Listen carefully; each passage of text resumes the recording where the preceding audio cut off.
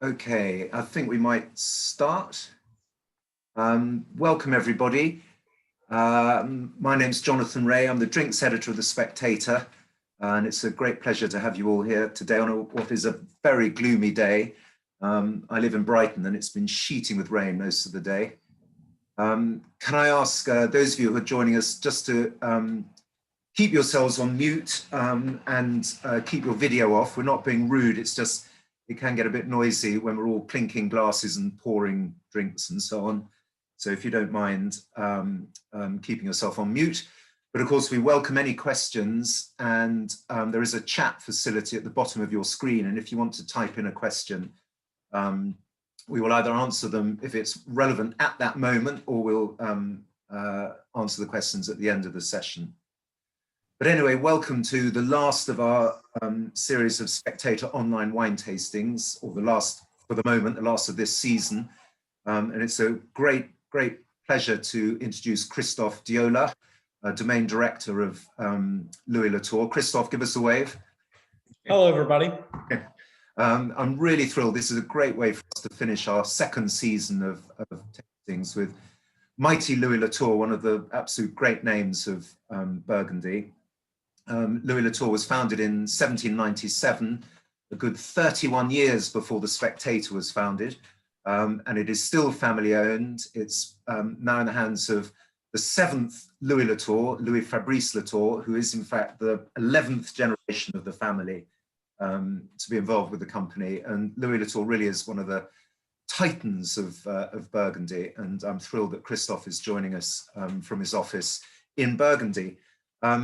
Burgundy, of course, is both simple to understand and impenetrable to outsiders. Simple because it really is Chardonnay and Pinot Noir. Those are the only grapes you really need to know. I know there's a bit of Aligoté grown and a bit of Gamay as well, but simple in those are the grapes, but impenetrable to outsiders because the wines are so different. You can have any number of producers of Gevrey-Chambertin or Moët Saint-Denis, and I find Burgundy so difficult to understand, but goodness, what a pleasure to learn about it, because of course the only way to learn more about Burgundy, or indeed any wine region, is to drink more. And what nicer wines to drink than the ones we got tonight from Louis Latour. I'm very excited that Louis Latour have been incredibly generous, as have Mr. Wheeler, our old friend Mark Cronshaw, Mr. Wheeler, who are partners of ours in the Spectator Wine Club. These, we are certainly getting value for money here. If you've done the maths and worked out how much these wines are worth, if you bought them retail, they're considerably more than the £100 you paid for a ticket today. So Christophe and Mark, I know you're listening, and Rebecca from Louis Latour, thank you guys so much. I'm going to stop rabbiting. I'm going to ask Christophe to explain a bit about Burgundy and a bit about Louis Latour. I strongly recommend that you pour yourself a glass of wine number one, the Puy Vinzel, and what finer way to start an evening anyway, let alone an evening's tasting. So do charge your glass. I'm going to charge my glass. Please ask questions in the chat facility. We'll either answer them, as I say, if it's relevant to what Christophe's saying, or we'll save them to the end. But Christophe, thank you so much for joining us. I know you're very busy at the moment, but it's a real pleasure to have you here, and welcome everyone. Here's to a nice tasting. Christophe, over to you. Thank you very much, Johnny. I will follow your advice first and pour me a bit of Puy Vinzel. So yeah. I do like everybody else. Wine number one, and there is a tasting sheet. So this is wine number one, the Puy Vinzel. So, Burgundy is a pretty small region. In fact, it's like 1/4 of Bordeaux, probably 25%, and only 2 varieties, Chardonnay and Pinot Noir. And there are 3 main growing areas. Chablis up north, 1.5 hours south of Paris. And then you have the Côte d'Or, which is where the most famous vineyards of Burgundy are, like all of the Côte de Nuit, Gevrey-Chambertin, the Grand Cru, Montrachet, Meursault, Puligny, Chassagne. And then you have the Mâconnais, which is south of that part, which is probably 45 minutes north of Lyon. So all of Burgundy is between Paris and Lyon. And Chardonnay, Pinot Noir, and Chablis is mainly Chardonnay, was usually what you would have in mind is quite a mineral tense Chardonnay, and Mâconnais is also mainly Chardonnay, but with probably a bit more bulky Chardonnay, you know. And so Puy-Vinzel comes from there. So it's 200 kilometers south of Chablis. So you have wines with a bit more body, richness. Usually people in Puy also like to use Chardonnay with what we call muscat aromas. If you've already tasted wines from muscat grapes or eaten some, you know those very specific aromas you might find a little tiny bit in the Puy-Vinzel. So let's taste that.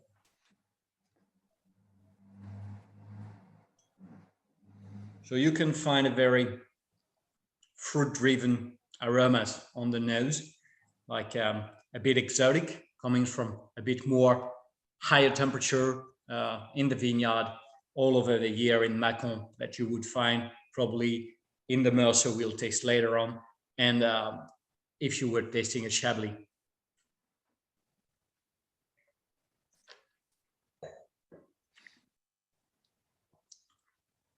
You also have very full-bodied white. That's 100% stainless steel. We will taste tonight 2 Chardonnay, 2 Pinot Noir, 100% stainless steel, and 100% oak. So that can help you also in the tasting. So this is stainless steel. So it's pure grape. It's just grape juice fermented and put it in bottle, roughly. Okay, so all you have there is the grape and the terroir and the year. It's 2018. I haven't been in England in 2018, but I think it's probably a bit like in France. It's been a very beautiful weather, nice spring, nice summer, quite hot with a bit of storms, a bit of rain, which really helped us to tell the truth. Your whole specialist, we can say the truth, with quite a big crop in 2019, particularly in white grapes, but probably with such a very hot summer, very beautiful weather, the big crop was a bit of a chance because it helps us manage keeping a good balance between high degrees coming from the temperature and good acidity, which are usually destroyed by the sun. But as there was quite a bit of crop, was well kept in that wine. Okay. So to me, that's a very easy going Chardonnay that can come very easily with many foods, or just to have a glass of white wine when you come back home, you know, or seafood, shellfish very easily. But maybe also if you like a roasted chicken, for example. Puy-Vinzel is like the little brother of Pouilly-Fuissé. Pouilly-Fuissé is probably the most well-known village of the Mâconnais area. And Puy-Vinzel is a very small vineyard. You know, Burgundy, I said, is 25% of Bordeaux. But in Bordeaux, you probably have something like 10 different appellations. And in Burgundy, you're probably more around 100, 120. And Puy-Vinzel is one of the smallest one with 52 hectares, which is, to compare Beaune, where I am at the moment, is more than 300 hectares, for example. So it's a very small place, but which really makes very interesting white wines. Can I ask, Christophe, how many vineyards does Louis Latour own? Is this mainly your vineyards or from contracted growers? How does it work? We usually work at every stage. We are one of the biggest owner of vineyard in Burgundy. We have We are the biggest owner of Grand Cru vineyard in Burgundy, with something like 28 hectares of Grand Cru, for example, in Romanée-Saint-Vivant, Chambertin, Corton Charlemagne and Corton, obviously, but also Chevalier Montrachet. We cultivate some Bâtard Montrachet also. So we are one of the big landowner, but we also do a lot of wine that we buy in bulk, or we buy grapes, or we buy grape juice. Usually, I would say that on the highest end of the market, we either own the vineyard or try to cultivate it or buy grapes. And then, for example, on regional appellation, like Bourgogne Pinot Noir and so on, we buy bulk because there are lots of growers that make pretty fine wines. And there we do merchant house work, which is to choose the right, every year, the right Pinot Noir, for example, to bring you. And to set an example, for example, in 2009, we probably bought 7,000 hectoliters of Pinot Noir, which is a huge amount of Bourgogne Pinot Noir, because it was a good year and we find at a good price lots of very fine Pinot Noir. And we knew our customer would be happy with that. In 2008, we probably bought only 2,000 hectoliters because we didn't find the right quality there. So often people like to buy from owners, and there we know the price can be quite high, and so we want to control the quality every year, where on the lowest end of the market, we prefer to buy what is up to our standard and play on different vintages and have maybe, if the vintage is pretty hard, we will do less wine, but at our quality standard. And if the vintage is good, by maybe more, just to make sure that our customer always have what they're waiting for with the Latour label. Right. And for such a big company, I know maybe because it's your family owned, the attention to detail at Louis Latour is legendary.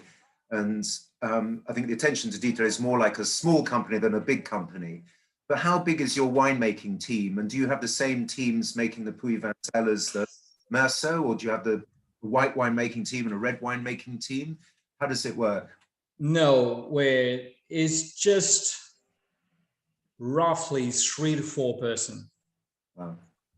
And that always choose with Louis Fabrice Latour the wines every year that we buy or do not buy. If we downgrade some wines from the estates because the year is very tough, or so it's more like, often I have like young people coming at me and saying, oh, and why don't you try amphores or I don't know, like concrete tanks or so. And I say, when you come to a company like Latour, it's more than 200 years of history. And I think you more have to like put yourself in the mold and accept that there is 200 years of history behind you, and you're just like a muggle that can do whatever he wants, but you have to follow the past. And many people tried things before you, and we're just doing like fine tuning. There is no revolution to do in a place where people have been like accumulating fine tuning for many, many decades. Yeah. So you're not experimenting with concrete eggs and things like that. No, we're not. And you mentioned the Bordeaux model, and you said the Bordeaux is so much bigger, but there are fewer appellations than there are in Burgundy. And the standard chateau in Bordeaux will make the Grand Vin and maybe a second and a third wine, and that's it. So a chateau might make only 3 wines, or may also have a sort of house claret, house Bordeaux. How many different wines does Louis Latour make? I would say something like 150 a year. Wow. because we usually cover almost every village in Burgundy where there's a wine from the village, and then many of the Grand Cru and the Premier Cru. So, which means, for example, I said in Beaune there is 300 hectares, and in Beaune we are making 4 red wines and 4 white wines, for example. Right.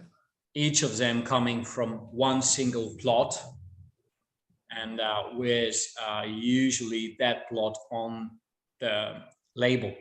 For example, Beaune Premier Cru les Vignes Franches, which is owned by the domain, the estate, or Beaune Village, and so on. So it's really, the model is very different from Bordeaux in the sense that there is the brand, like in Bordeaux, there is a chateau, and yes, it's Louis Latour. But on the other hand, there is the place, where in Bordeaux, depending on the year and if it's rough or not, you might have more wines from the same chateau or less, where here it's one plot most of the time. So either you have some wine or not. Sometimes it's a bit rich, like 2018. We will have, I think, some 2017, which is a probably finer, more elegant vintage. And so you have another style. And I think that's also, you know, the fun in Burgundy. Like, probably that's what the wine geeks like. It's thinking that you both have the owner, the brand, the place, and the year, and playing on these things, you might have a different wine and different identity. Can I ask you to tell us a bit about vineyard ownership in Burgundy? Could you explain to us, because it is very different from Bordeaux in that there are the great estates in Bordeaux, but in Burgundy, the way inheritance works, some person might own just one vine or one row of vines, and it goes down through the families. And so some holdings are minuscule. And I know you've explained that Louis Latour is one of the biggest owners and the biggest owner of Grand Cru vineyards, but can you explain how the ownership is so fragmented? The thing is, you know, for example, if you're a big estate in Bordeaux, you have just one appellation, which means that roughly the cost of the land is the same for maybe several hundred hectares. So if through inheritance, 2 branches of the family don't want to work together, you just split the property in 2. Okay, so they have 50 hectares of Pauillac. Okay, 2 times 25 hectares of Pauillac. The thing is, in Burgundy, every place has a different price because it makes a different wines with different characteristics and different market. And so every piece of land at a different price. So which means that if you have a family that has 50 hectares on maybe, I don't know, like 20 different appellations, which means 2.5 hectares each appellation. If the 2 branches say, okay, we don't want to work together anymore, everybody will have 1.25 hectare of each appellation just to make things on the same way. And if you do that process through every generation, you end up with people having plots where they can do 300 kilograms of grape for one vine from one wine, which means 1 barrel, you know, roughly 1 barrel. So it can go down there. And that's probably one of the very strengths of the Latour families for the last 200 years, being able to keep the people together. Nowadays, we have 60 to 80 shareholders, all from the Latour family, and all of them are very happy and proud to be part of some sort of history, of some sort of adventure, you know.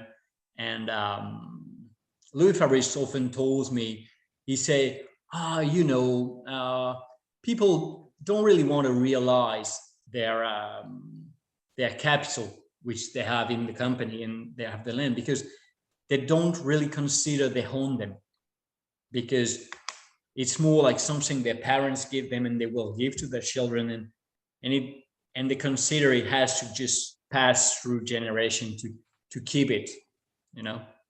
Right, but isn't it to do with the Napoleonic system of inheritance, where things go equally to the number of children you have? So they may, obviously Louis Latour being a big company, it's in everyone's interest to stay together. But some families, and Burgundy is no different from Kent or Sussex in England, where families don't necessarily get on, and the vines get left to 3 children, and they each have 3 children, so they're 9 children. So the ownership becomes more and more fragmented. So you either have to stick together or just sell the fruit from your 1 row of vines or your barrel to a bigger producer. But I've never understood why that system of inheritance seems to be different from other wine regions. It's not. It's the same everywhere. It's really the same everywhere. The very different things is like, usually when you grow grapes elsewhere in France, you grow maybe 1, 2, 3 different appellations. So 1, 2, 3 different prices. So when you share 3 different things in 2 or 3, where here almost you'll have to share every plot between the different children. So that's the very big difference in Burgundy. Right. And so this Puy Vanzel, I think Mark at Mr. Wheeler said this is, I think, their best-selling white Burgundy. It's delicious. How long will it last? I mean, I think it's perfect now. As you say, a great starter to one's evening coming back from the office, but it's still got life left in it, hasn't it? Frankly, that's a wine you could let a bit in your cellar, but I'm not sure you would have more pleasure with it in 2, 3, 4, 5 years than what you have now. You know, it will last because it's a good wine with good constitution. But the thing is, nowadays, not many people like the aromas of evil Chardonnay, you know, and I'm talking about the issues the region previously had. But even though I think most of us in the trade, but also the customers, both on white and red wines, you know, we prefer young wines, vivid wines, because it also probably it suits better the food we have nowadays. You know, I love I have friends with home vineyards in Meursault, and you taste wines and they make like very bulky Meursault, you know, with quite a bit of oak and lots of fat and richness. And I say, okay, Charles, what should I have with that? He said, oh, you can have a chicken with cream and morels, and or some fish with cream sauce. And but Charles, I never hit that. I mean, maybe twice a year. So I think we do not hit that anymore. That's the truth. We hit like fresher food with a bit more acidity, a bit more fresh aromas. And so we look for wines that looks the same. And that's what I think typically that's the wine you should enjoy. It's 2018 and you can enjoy that for 2 or 3 years more without any problem. But I'm not sure you would enjoy it, even if it evils nicely, but I'm not sure that's what we're waiting for. Perfect. Well, it's in cracking condition as it is. So thank you. And so, yeah, so that's £20 a bottle normally. Is that right? Yeah, 19.95. And if anyone wants to buy this, Mr. Wheeler are doing an offer. It's 18.75, but I think a sub £20 bottle of white Burgundy, I think that's pretty smart. Yeah, that's a very nice Chardonnay, and that's where we can fight a bit with our friends from New Zealand or the US or elsewhere. Yeah. Do they give, I mean, famous in the UK now, I mean, you will know this and it will pain you to hear it, Christophe, but we drink more Australian wine in the UK than we do French wine. Do you find that is a competition for you, the New Zealand, Chile, Australia, or do you just plow on making the best wines you can and not care about Australia and New Zealand? As someone from Latour, I should not say that, but we don't care very much about what the Australians do. We stick to our thing, you know. We're on an offer market. We do the best wine we can every year with the best place we have or can find wines from. And we're trying to find people that enjoy it as much as we do, you know. As a French winemaker, I think that we should fight harder against our competition, because I think that France really have in the south, mainly, but southwest too, really have good tools to fight back Australia or New Zealand or elsewhere, because we have people with good background, good education. We have lots of very fine tools in the cup business and the south, and we are really able to make really fine wines probably in the Languedoc or in the southwest for less than 10 euros. And I think we're a good competition in that price, but we're not really good at selling it probably. So you have wines in the Ardèche, don't you? Yeah. You do a lovely Chardonnay from the Ardèche, which, I mean, I can't remember what that is, but that's about €10 a bottle, I think. Yeah. And in the idea, you know, it's a funny thing, because we often have like amateurs, connoisseurs coming to us and saying, "Oh, Burgundy is very expensive." And at the beginning of the 80s, like 40 years ago, the father of Louis Fabrice Latour found that the prices of the white Burgundies were too high, which make probably laugh a lot of people looking at the price now. And so that's when he asked my predecessor at the head of the domain Latour to find a place where we would be able to do a cheaper, very good Chardonnay. And that's how we started the adventure in Ardèche, where nowadays we do 2 Chardonnay. Ardèche, which is like Pouilly Vinzel, 100% stainless steel Chardonnay. And Grand Ardèche, which is more like a Meursault-like, which is a 100% oak fermented Chardonnay. I've drunk a lot of that Ardèche Chardonnay. It's terrific value. It's, you know, easy to get hold of, but I think it has the, you know, Louis Latour sort of imprimatur on it. I think it's fantastic value, and I guess it must be one of your biggest sellers.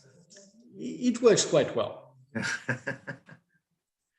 So that's the Pouilly Vinzel, and the En Paradis, is that the name of the vineyard, or? Yeah, it's a place in Pouilly Vinzel. Right.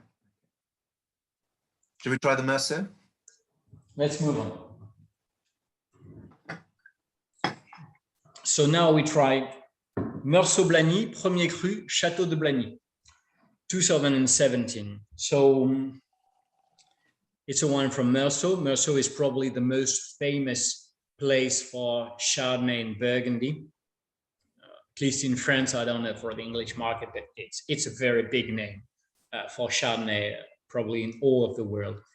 The Premier Cru, you know, in the Côte d'Or, where comes the most famous wines from Burgundy, you have to imagine like a very vast flat land, like on 60 kilometers wide, and then you have just a first elevation of land facing the east, and that's where the vineyard is in Burgundy, in Côte d'Or. That's where are made all of the most famous wine in Burgundy, because before climate change, we are here one of the northernmost vineyard in the world, where we were able to do very nice wine. And so what we were needing to really ripen perfectly the grapes was good sun, which you have when you're a slope, because you have the sun very early in the morning, probably 5:30 nowadays, and up to 8, 9 in the days we're now at night. So lots of sun. Because you have some slope, the water is very well drained, though the vines suffer a bit, and you know vines needs to suffer a bit to make good wines. And so that's usually when you're in Meursault, here at the bottom, you have Meursault. It's just, it has the name of the village it comes from. When you go up a bit, you have the best places, lots of sun, good drainage, and that's the Premier Cru.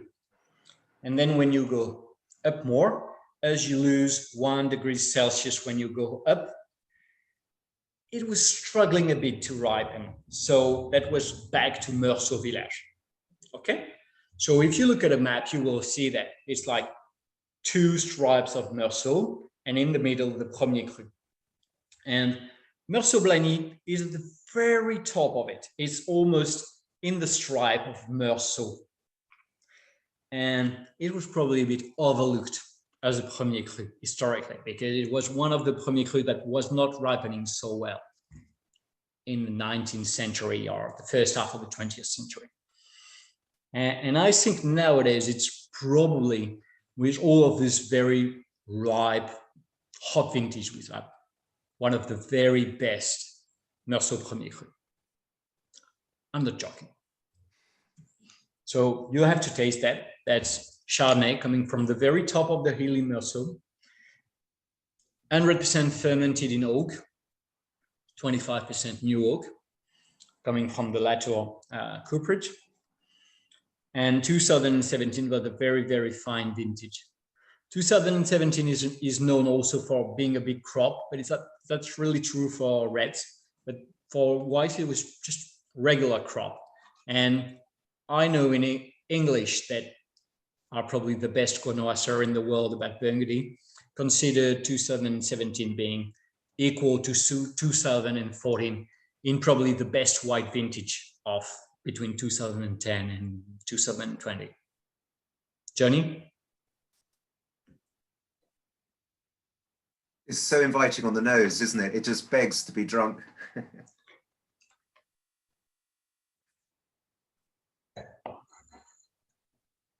Oh my God. It's got such sweetness and what seems like sweet fruit, and then the sweetness just dies. You've got that lovely mineral finish, such freshness, hint of sort of honeysuckle, I guess, bit of honey. That is delicious, my goodness. I think here you really have like probably a love marriage between the Latour style and a place that suits its rib very well. We're very well known in Latour to make probably a bit old school white with a bit of flesh. We always, and we think that white Burgundies have always been very well known for, you know, power, flesh. You know, in whole books, people were talking about sugar without sugar because it was like wines with power.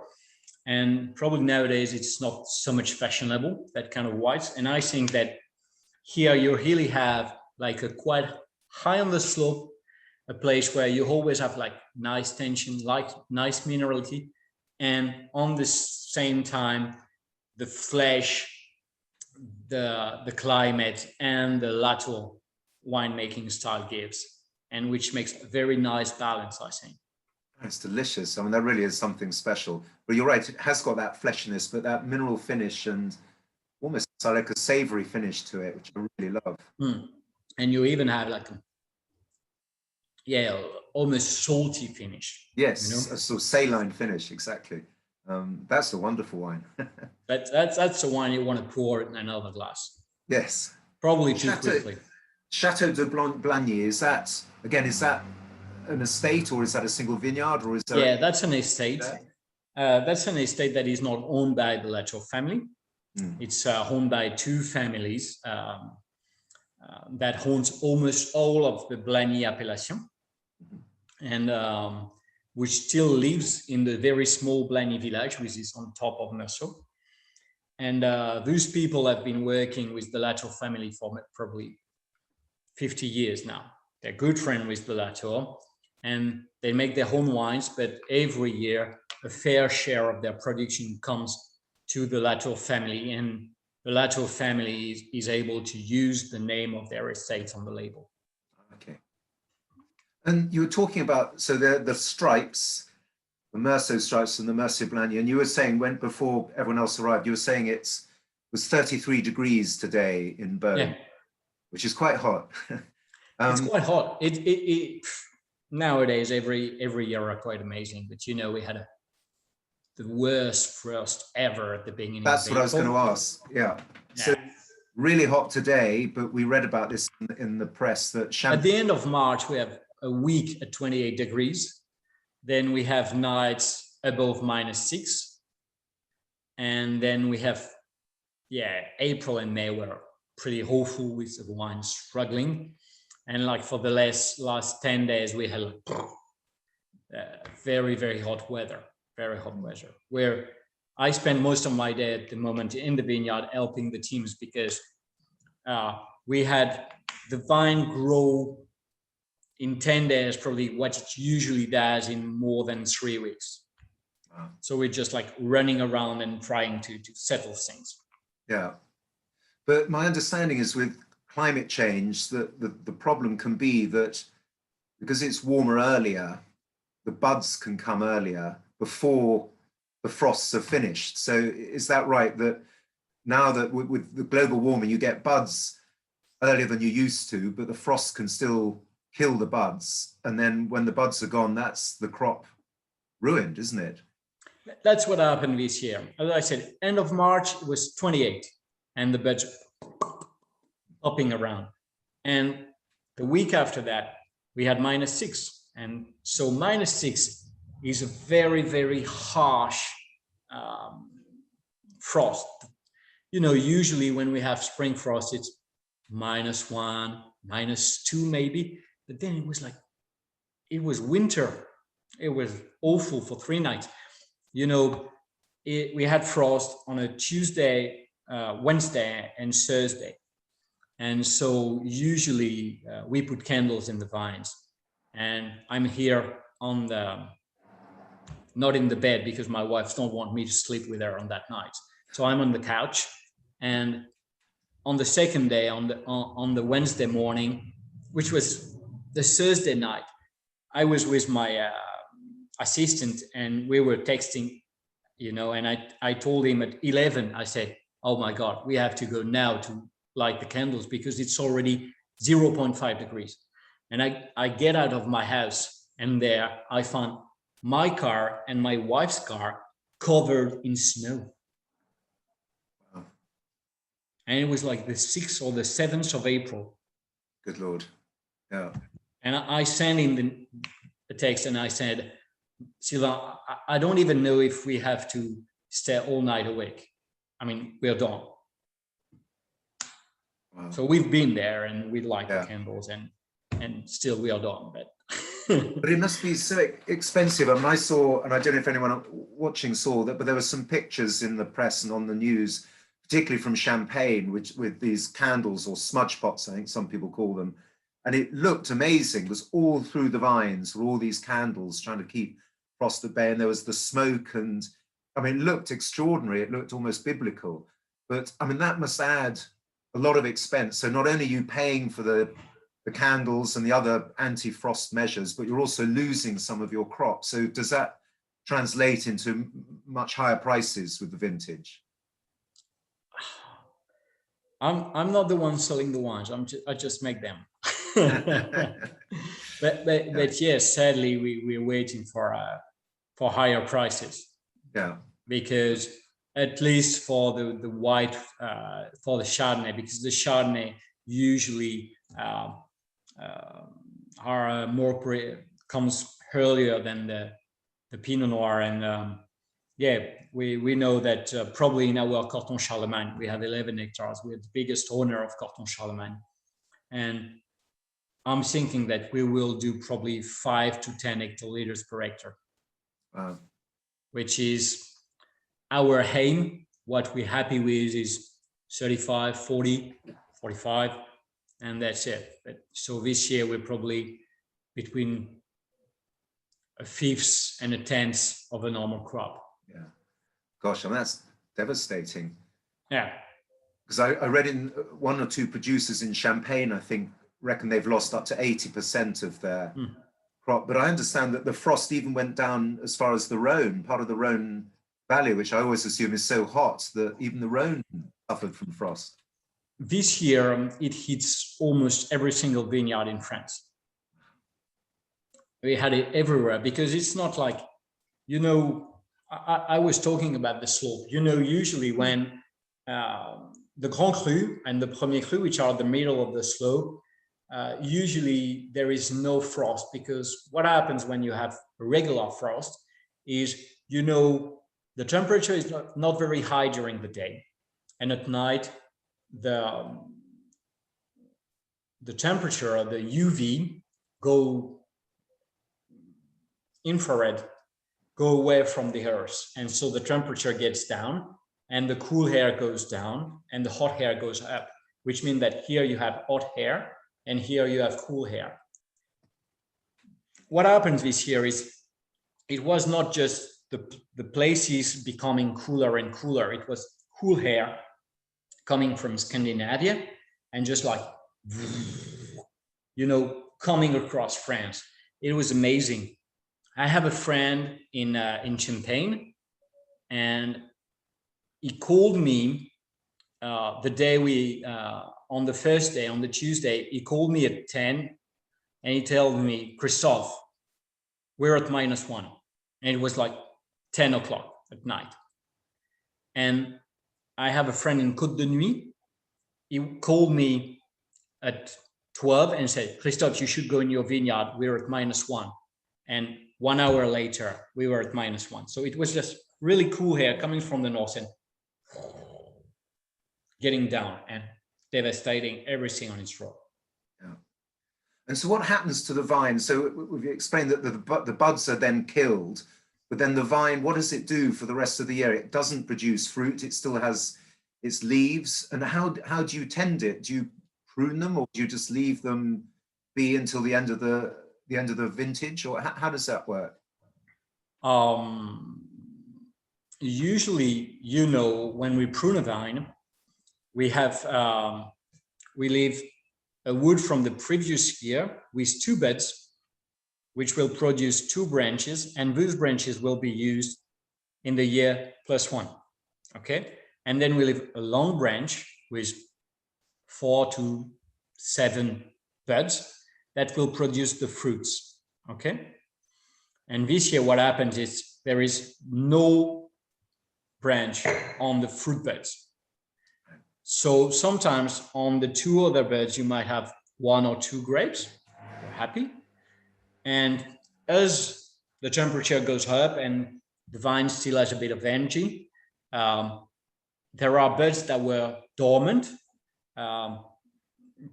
that were just in the whole wood waiting for something to happen to them, And as the energy from the vine is not pumped by the buds from the previous year, they stop. So you have little bunches, little bushes, where you have to take lots of branches. But the problem is that all of those branches coming from the whole wood, we call it, don't produce any grapes. So you can keep them to have your 2 + 6 buds for next year. That's okay. But for this year, you know that you won't have any buds. You won't have any grapes. So in Charlemagne, for example, I was with my colleague who distributes our wine in the US this morning. So to explain him, I show him, and depending on, the younger vines that are like, we're not 20 anymore, but if we were, that you're full of juice and you probably would make still 4 or 5 grapes. But then when you're 40, you do maybe only 1 or 2. And for the oldest grapes that are 60 or more, you have less than 1 grapes per vines. I remember on a completely separate, I remember helping with a harvest in Canada, in Niagara, a few years ago, where they make ice wine, of course. And the rules there are you have to wait for the temperature to go down to -8 before you're allowed to pick. So of course, there you are in Burgundy, praying that the temperature's not going to fall, and there's going to be no frost. And there they were in Canada, and it was, oh my God, it was so cold. And they were praying for the thermometer to hit -8. And it was rather like firemen in the UK in fire stations. They have their trousers and their boots ready to go, and you just jump into them. And we were all sitting there waiting for the phone call at, I don't know, 5 in the morning to say the temperature's hit -8. Hooray! And off we went out, pick the grapes one by one. But you don't have issues with during winter having -8, -12. Yeah. It's not an issue because the vine is dormant, the buds are not moving. There is no water. The thing is, there is no water in the buds because when you froze, the water in the cells turns into into glass, into ice, and you've seen that ice takes more place than liquid water. So what happens is a cell full of water, when it freezes, the cell explodes and the cell is dead. But during winter, there is no water in the bud cells, or very little. And so nothing's happened. Yeah. Peter's, this is an interesting one. Peter says, we understand in some areas there was an attempt to spray buds with water so that they would be encased in ice to protect them. Is this right? And did you do this? It does exist. It works really well. It usually exists in places like Champagne and Chablis, where people are used to have issues with frost, which is not the case of Burgundy, or at least Côte d'Or, where usually we don't have frost. So these very complicated and expensive installations are not in place in Burgundy, because it's things you do and you let for all of the life of the vines. So we don't have that. And also we don't have that because we don't have as much water and rivers as people in Champagne or in Chablis have. But it works very well. The idea is you have the vine and you spray water on it. And what happens is, you know, that it's like, you know, the Inuit leaves is if you're in the ice, you're at 0, and at 0 it's okay, vines doesn't die, because I said water freeze, but you know, there is lots of salt and minerals in the cells, so it usually freezes at minus something. And so at 0 you're okay. But the thing is, ice can go down further. It is at 0 when it's freezing, but when it's frozen, it can go down -1, -2, and so on. So you have to spray water during all the night to make sure that all of the cool coming will have water to freeze instead of cooling down the already frozen water. So you need like very, very large amount of water to do so. So in Champagne, it's easy because I went in the Côte des Bars 15 days ago, and they have many rivers, but here in Côte d'Or, we don't have many. We don't have water. That's probably one of the good things to make wines for us, but one of the bad things is we're not able to protect the vines this way. Cool, thank you. We need to move on to the reds, but just quickly before we do, that Meursault Blagny is growing in the glass and it's warmed up a bit. I know we should drink our wines chilled, but actually I prefer it the temp. I had mine in the fridge for too long, and it's just opened up, but it has an extraordinary concentration. Are these old vines? Is that where the concentration comes, or the oak ferment? Where does that intensity come from? It's pretty old vines.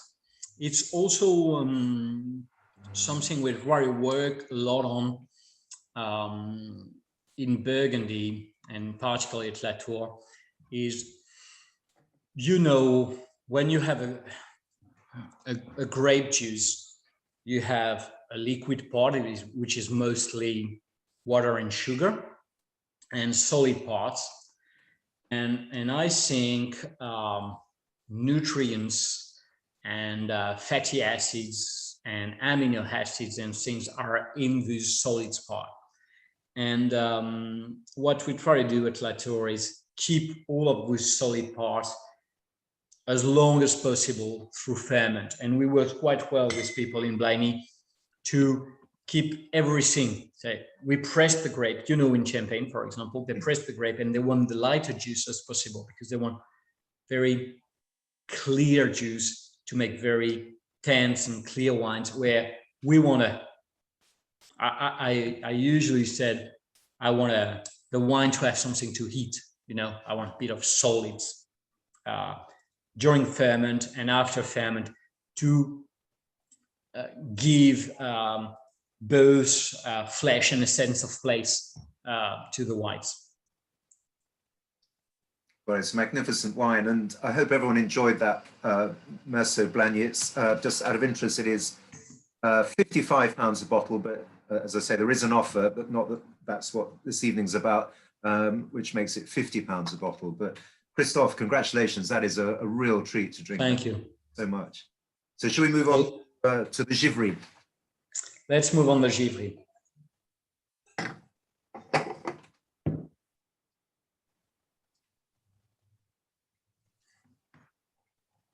So as I said, 2017 is very well considered for the white wines. It's probably often a bit overlooked for the reds.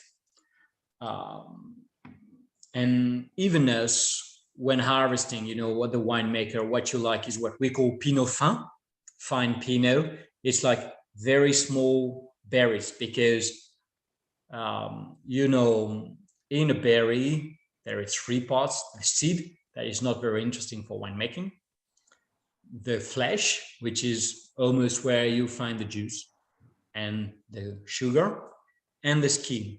And if you pop a Pinot grape, what you will see is that the flesh is just white.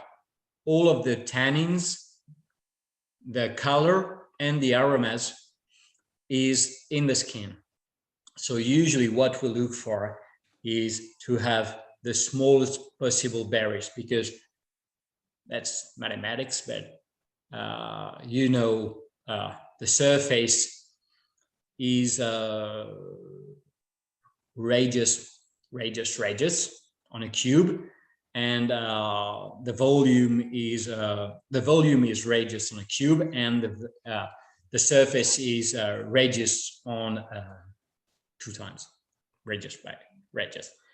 And so the bigger the grape, the less surface compared to the volume.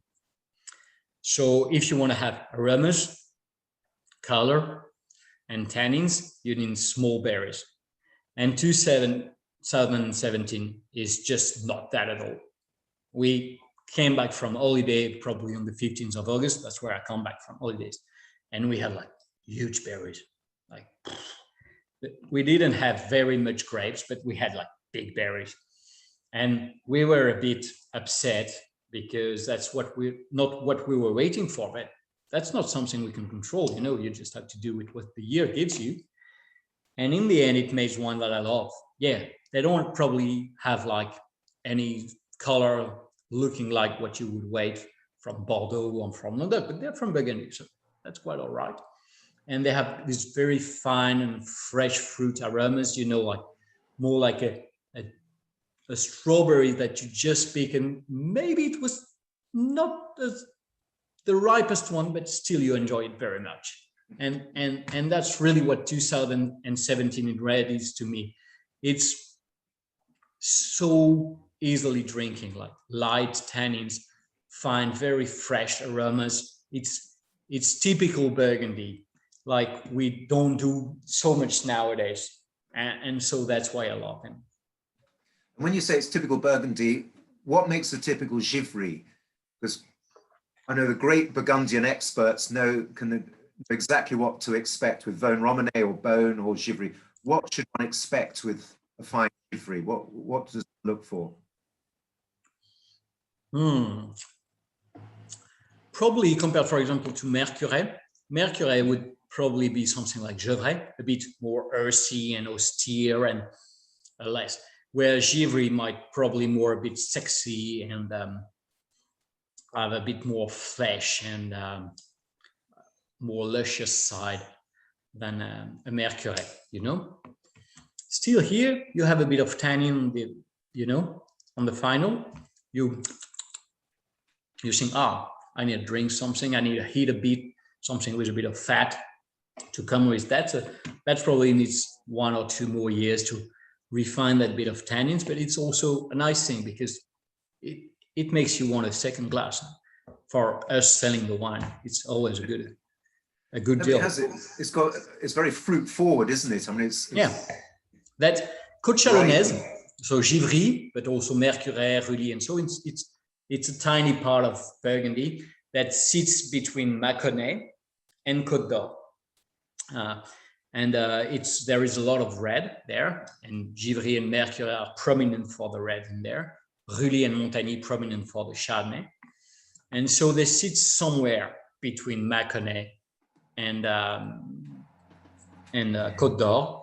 And I think they're probably a bit more easily drinkable than what you find in Côte d'Or, but seeing they're full-bodied wines and have still also that luscious and very fruit-forward and fruit-driven wines.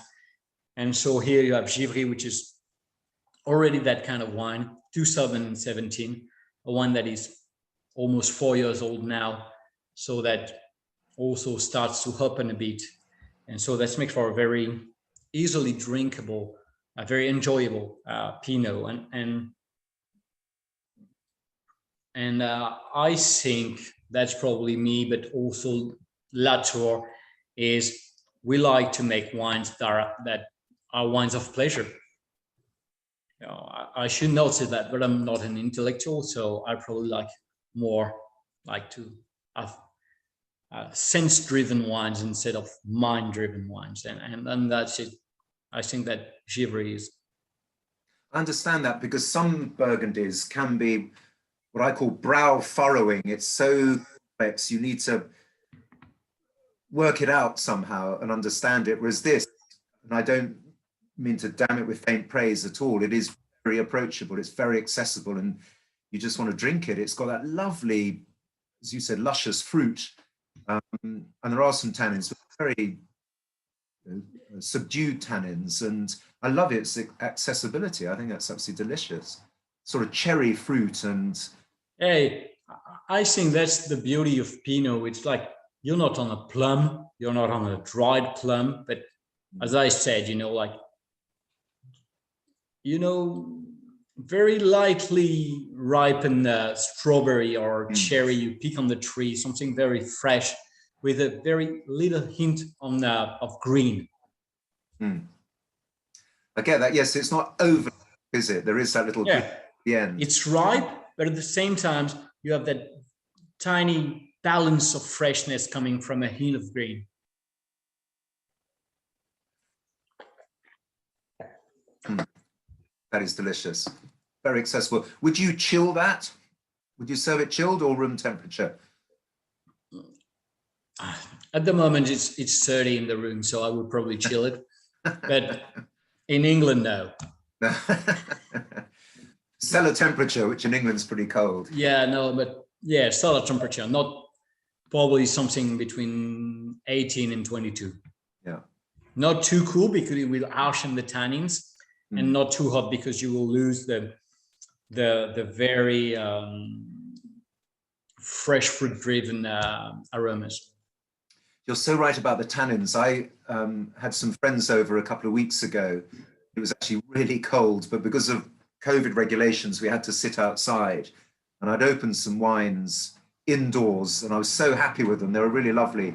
Took them outside, and within half an hour, they were really astringent. The tannins were to the fore, the acidity, and all the fruit had gone just because they were so cold. And it was such a shame. So I had to take them back inside again and then bring them out when they'd warmed up a bit. But this one I could have not even chilled, but cool, I think. Yeah. Will be good. And I'm having tuna steak tonight, Christophe, and I think that'll go with the tuna. Nice. Maggie asked the question, do you see any competition from Beaujolais producers who are producing more Burgundy style wines? If I was Louis Fabrice Latour, what I would tell you is like Beaujolais is a part of Burgundy, so we're pretty happy with competition inside of the region. Talking Christophe Deola, sadly, I would say that we don't really have much competition from people from the Beaujolais, because the Beaujolais is really struggling on the market nowadays, and I think it's really a pity. You know, we do quite a fair share of Beaujolais ourselves. We have more than 80 hectares of land, and we cultivate for vines in the Beaujolais. We firmly believe in the Beaujolais and the Beaujolais identity, because as I told you previously, you know, if you look at the market nowadays, that's not my job, but I still have ecos.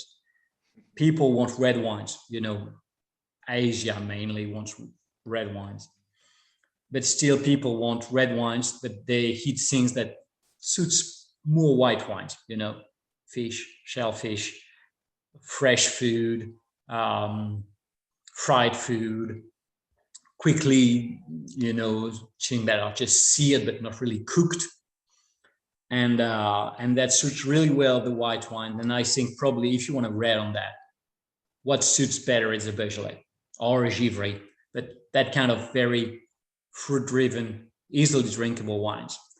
And so I think Beaujolais, and that's what we believe, because we own nowadays more vines in the Beaujolais than we do in Burgundy, you know. And we firmly believe that it's the place of the future, but the market is not really believing the same thing as we do. But is it true, Christophe, that there seem to be quite a few Burgundy producers making wine in Beaujolais, and even Rhone producers? I've noticed. Is it Alain Graillot, I think, from the Rhone? He's making a Chapoutier. Pretty smart, yeah, Chapoutier, exactly, making pretty smart Beaujolais. And people from here, Lafarge, Jadot, by the way, Drouin, Thibault Ligier-Belair, everybody's going there. It's really, really great places, really great terroir, Fleury, Moulin-à-Vent. It's amazing places where you can make like really amazing ones. Yeah, I have memories of going there like 10 or 15 years ago and tasting in places where the viticulture was probably not as refined as you can find it in Burgundy, and still tasting amazing wines. And you're like, wow, God, if the guys were like, I think the people are as passionate as they are here, but sometimes, you know, because the wine doesn't sell well, they don't have as much money to refine things, and still they make like amazing wines, because I think they're amazing terroirs, and that's why everybody goes there. Sadly, the land is cheap, the wines can be truly amazing, and so yeah, we really believe it's the future. I had an extraordinary wine the other day. A friend of mine brought me a bottle we shared together of 1955 Morgon. And I always thought Beaujolais, you drink it young, that's part of its charm, its precocity, its youthfulness. And I never thought that Gamay could age so well. And yes, this was over the hill, but I never thought I'd find myself drinking a Beaujolais from 1955. But the Gamay had sort of metamorphosized into old Pinot. It smelt like an old... You know, one of my good friends owns a property in Vaune-Romanée. And he's making, and his family is making Charme-Chambertin, Échezeaux, Vaune-Romanée-les-Suchots, so pretty big names in Burgundy. And he always said that the best wines he ever tasted was a Moulin-à-Vent 1929. And he just said that when he's a bit drunk, because he don't want to say it anyway. Extraordinary. There's a question here. We drink a lot of the entry-level Louis Latour, which is branded white Burgundy. This wine varies each year. So is it a blend of bought-in grapes and juice? White Burgundy is a bit of everything, because the estate has a bit of Bourgogne Chardonnay, so that's in there. There are also a bit of bulk wine we wines to our partners, and there is also a fair share, by the way, of bulk wine, as I said, that we adjust the amount considering the quality we find of the market. Thank you. We better get on to our Corton Grancey. Oh, Chateau Corton.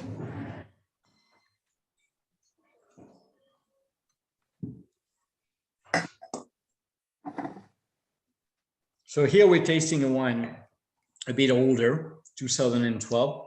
2012 is also a very nice and classic vintage. Probably with 2010, it's one of the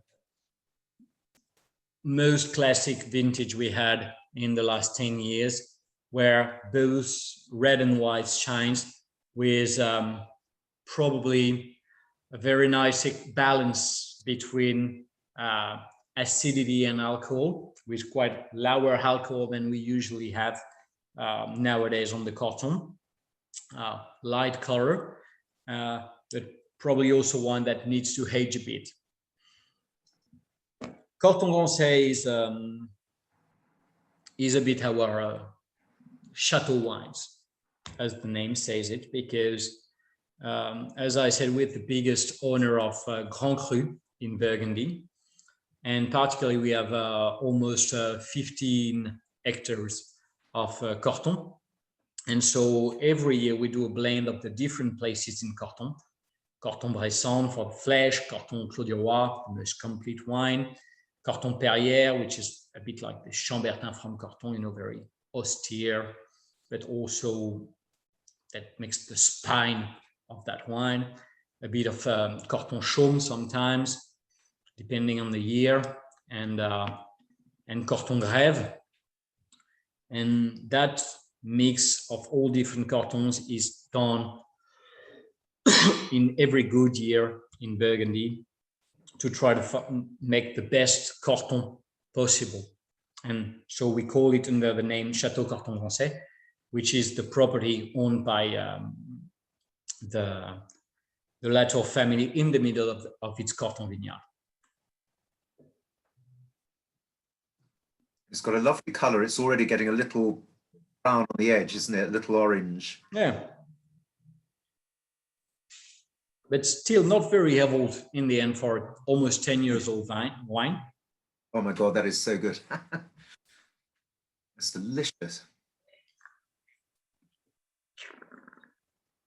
Mm.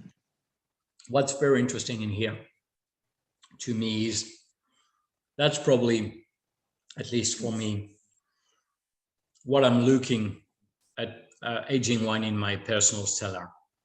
It's being able to have wines where you have the freshness of the fruit. You have that Pinot side with cherry, strawberries, and on this at the same time, hints of evolution with a bit of mushrooms, maybe, or how we say in encaustique in French. You know what the bees build, how it smells. So you have a little hints of that, and that's the best. You know, that's probably a professional defect, but we are very much in the young wines. And what's very interesting is, to me, is when you have both best of the ball of both worlds, as you say in English. You know, you have the evolved side and at the same time the young side, you know, where sometimes you taste all wines, but you're a bit disappointed because it's very mushroomy. It's nice, but and it has lost flesh, and so. And here you have the two things: flesh, full-bodied wines, fresh aromas, and at the same time the bit of evolution, very fine tannins, and so on. Yes, it has that little vegetal note as well as that lovely fruit. As I say, as you say, the mushroom and the sort of truffly notes as well. Oh, that's magnificent. I love that. My goodness. That is a super wine. But how much longer would you keep that? as I say, it really depends what you're looking for. Mm-hmm. That can probably stand in that for at least 5 to 10 years. But at the same time, probably something like for Christmas, a birthday or something, it's already just top notch. Yeah. It's why I often quote him on these Zoom calls and other tastings. My old boss, when I worked at Berry Brothers, Simon Berry, he said that's why the good Lord put 12 bottles in a case, because you try one and you think, oh gosh, I said, it's so good, I can't wait to see it in a year's time. And then you try it a year later and a year later. And it's like seeing one's children. You don't just want to see them at the age of 1 and then at the age of 20. You want to see what they're like at 15, 16, 17, 18. And I must say, this is a real treat, Christophe. I'm thrilled. And I hope everyone else is enjoying this as much as I am. It's a lovely one. You know, that's the good thing as being a big company and being a being owner of Cotton is we like, you know, practically we're a lot in the restaurants. We love the restaurants market and we love the sommelier. What's very interesting is with the sommelier, it's the restaurants don't lay down bottles anymore. You know, even here in Bern, you go to restaurants and the oldest wine is probably 2017 or 2016. And we like to have some wines, and we can come to special customers like you or special restaurants we like and say, we're able to give you a carton that is 10 years old. Because yeah, you can't find that anymore on many restaurant lists. And that's a bit of a pity because it's a culture we're losing, you know, for the wines to be aged. The trouble is, Christophe, you know, this is £82 a bottle, £75 if anyone wants to buy it on the special offer. But in the UK, that means 8, 16, 12, that's going to be £250 a bottle on a restaurant list, which restaurants, it puts wines of this quality out of the reach of most of us. That's the trouble. Yeah, I know that, but you know, thanks to COVID, now you can buy food from the restaurants and bring that along. That is that is true. But also, I was told anecdotally that sales of white Burgundy during the recent recession, but also during COVID, of when the restaurants were still open, sales of white Burgundy went up at the expense of champagne, because in an ice bucket in a restaurant, you can see the champagne, the top of the champagne bottle, and it was seen to be rather bad to be drinking champagne during a recession or during a time of COVID.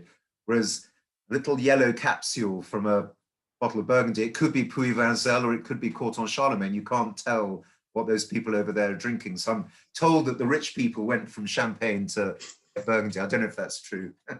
I don't know too. Can I just ask you something about corks? So I've got the 4 corks here from the bottles, and they're very different. So the the Corton, that's a what I would call a standard, very old-fashioned cork. But then the Puy-Vinzel, you've used these, which I think are composite corks. Yeah. Just very briefly, it's just I'm fascinated by corks and screw caps and so on. But there's clearly a much higher quality cork with the higher quality of the wines. The thing is, we're very happy with what you call composite corks, which is diam cork. So it's how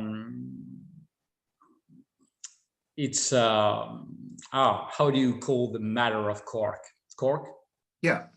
So it's cork pieces that have been cut in small pieces and went through liquid CO2 that took away any possibility of corkage, and then put a bit of glue and remake a cork. And so we're experimenting on these corks because we know that they take away any possibility of cork.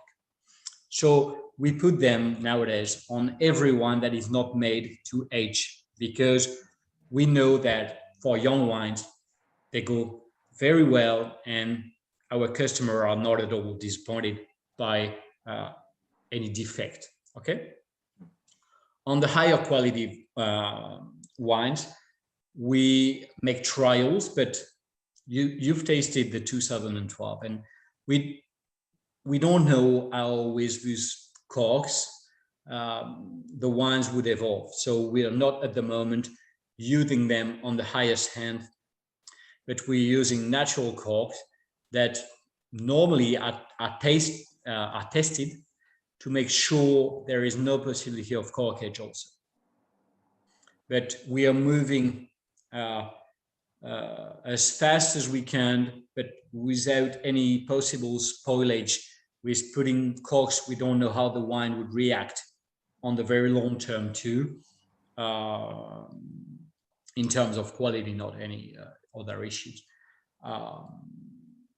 So we're moving slowly to the highest end with the same kind of cork, but to make sure we don't have any corkage, and also the wine will still evolve in the way we hope it will. And do you use screw caps on any of your wines? No.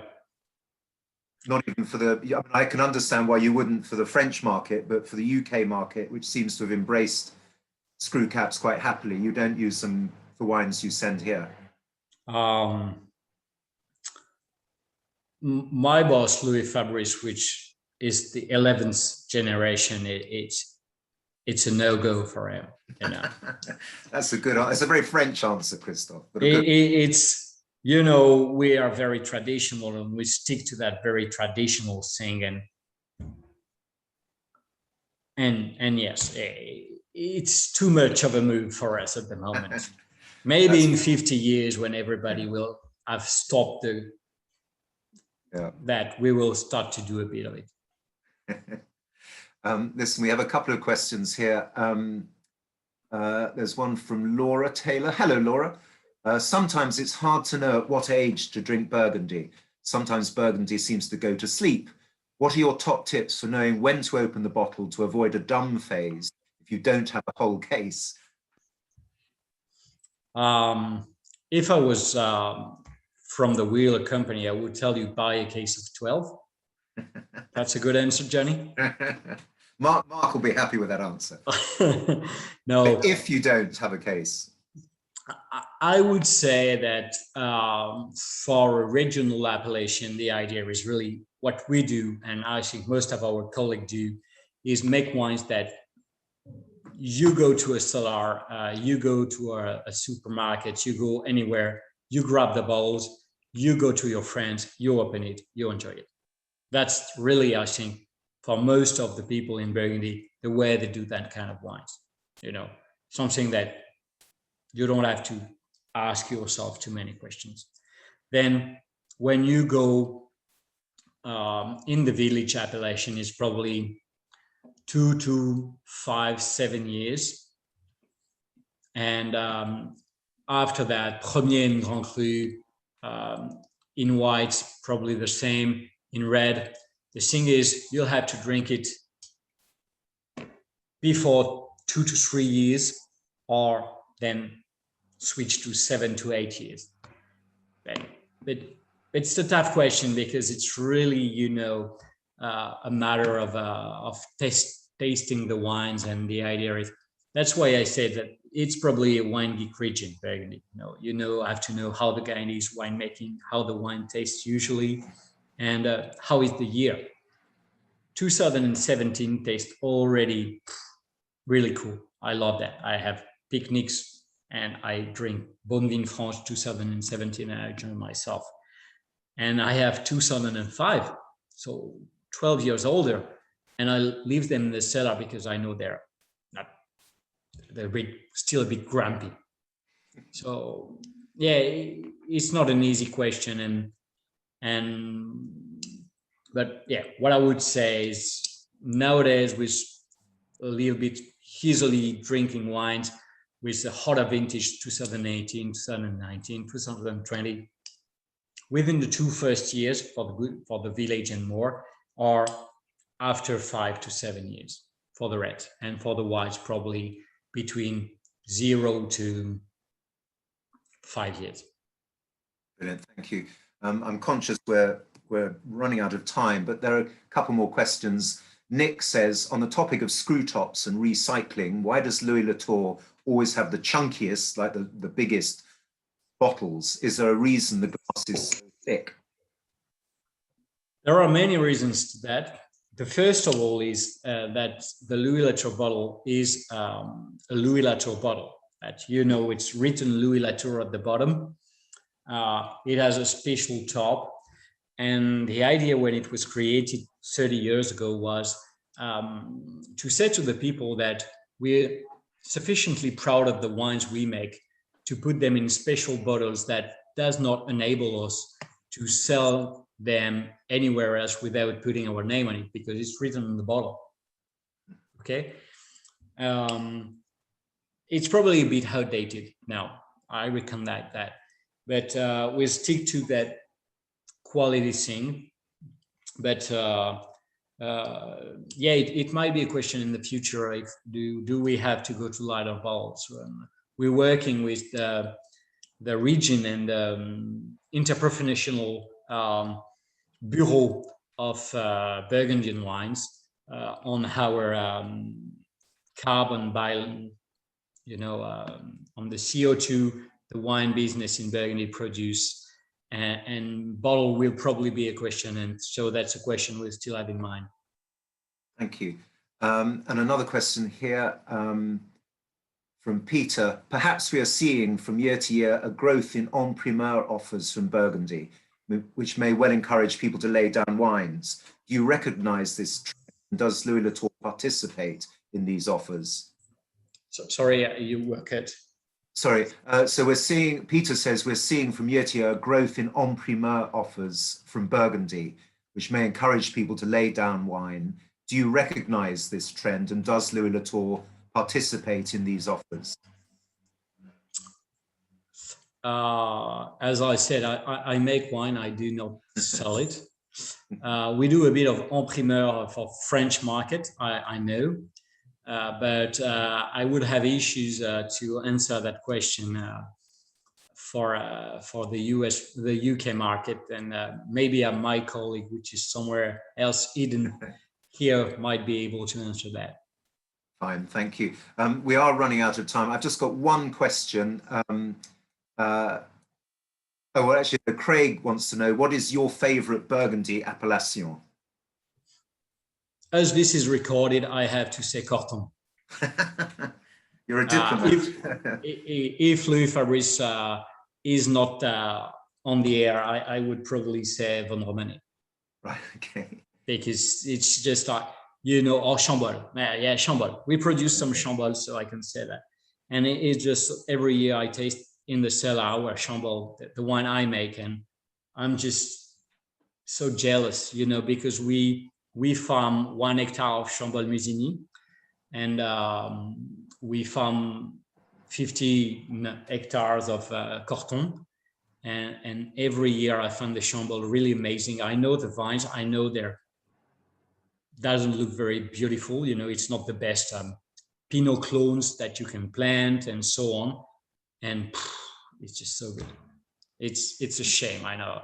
That's really, for me, Chambol is really where the terroir is speaking, because I know everything about it and I don't understand how it can be so amazing. You're tempting us now, Christophe. I hope so. Listen, we are out of time, I fear, but these wines have been amazing. I mean, this is just magnificent. Again, like the white, it's just growing in the glass, and what a treat to be enjoying them with the domain director, Christophe Diolo. Christophe, thank you so much. I really do appreciate your giving up your evening for us.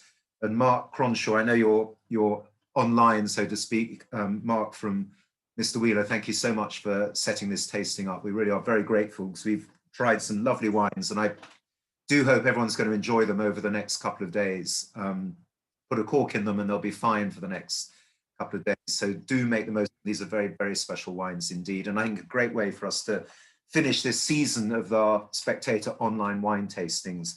If anyone does want to buy any of these wines, but as I say, that's not the point of this. There is an offer on the back of your tasting sheet, and we are going to make these wines available to the wider readership. And that's it for a few weeks for our Zoom tastings, but I want to reassure everybody that we are working on the schedule for the autumn, and we hope very much that we'll also be having our lunches again, our Spectator winemaker lunches in the boardroom. If anyone wants to know about autumn events, I mean, they will be online, so you can just go to the club website. But if you want to be emailed about them, if you email club@spectator.co.uk, we'll make sure that we let you know when our tastings, our autumn season's up and running. But in the meantime, once again, Christophe Diola, thank you so much for giving up your evening, and thank you everyone for joining us. They're always very abrupt, these farewells, but it's been a great evening, and thank you so much for joining us, and thank you everyone. See you for our autumn tastings, I hope. À la prochaine, Christophe. Merci beaucoup. À bientôt. Merci beaucoup. Bientôt. Goodbye. Bonne Bye soirée. everyone. Bye. Au revoir.